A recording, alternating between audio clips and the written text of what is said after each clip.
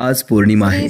अक्कलकोटच्या पवित्र भूमीत भक्तीचा महासागर उसळून आला आहे.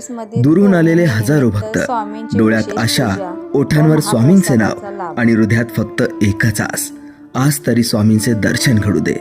कोणी दर्शनासाठी व्याकुळ आहे, कोणी महाप्रसादाच्या एका घासात स्वामींची कृपा शोधतोय. थोडंसं अन्नदान असलं तरी त्या मागची भावना अमाप आहे. कारण इथे वाटलं जातं फक्त अन्न नाही, इथे वाटली जाते स्वामींची करुणा.